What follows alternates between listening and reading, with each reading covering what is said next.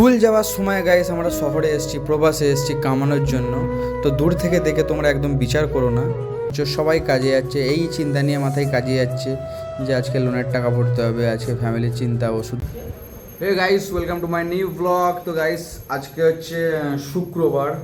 তো আমরা সকালবেলায় কাজে যাবো বলে রেডি হয়ে গেছি। এরকম আমাদের মামাতো ভাইও রেডি হচ্ছে, দেখেছো? হ্যান্ডসাম লাগছে মালটাকে। কি মাখছিস এটা? হ্যাঁ, আতর। তো গাইস কালো জামা একটু কচি করে আতর মাখছে, ঠিক আছে? আমার রেডি হয়ে গেছি, দেখতেই পাচ্ছি এখন চকচক করছে না মুখটা। তো চল তোমাদের কাছে দেখি কি খাওয়া যায় সকালবেলায়, ঠিক আছে? আবার দেশ যাবি কেন?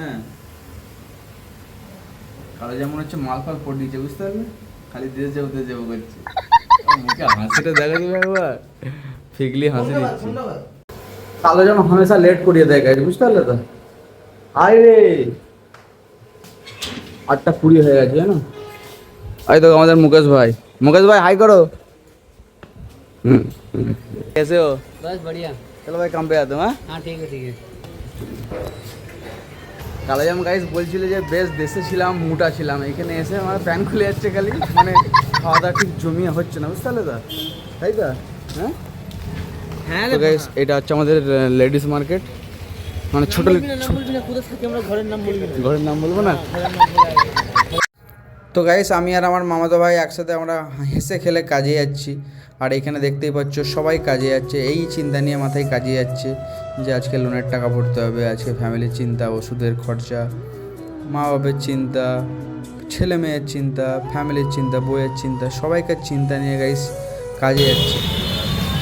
তো ফাইনালি গাইস আমরা চলে এসেছি হচ্ছে বাকরি না ফাকরি, আমার ঠিক উচ্চারণটা হয় না কচি করে, সেটা খাবো বলে। স্কুল যাওয়ার সময় গাইস আমরা শহরে এসেছি, প্রবাসে এসেছি কামানোর জন্য। তো দূর থেকে দেখে তোমরা একদম বিচার করো না যে আমরা কতটা ভালো আছি। আমাদের ঘুম থেকে উঠে খাবার আসে না সামনে, আমাদের ঘুম থেকে উঠে এই চিন্তা আসে যে আজকে কাজে না গেলে খাবোটা কি, মাসের শেষে লোন ভরবো কী করে, তাই না? তো এই প্রবাসী জীবন কি জীবন, যারা প্রবাসে থাকে তারাই বোঝে। এখানে বিরিয়ানি বিক্রি করছে, দেখো আশ্রমে বিরিয়ানি, আশ্রমে পিপালসে বিরিয়ানি বিক্রি করছে, বলো।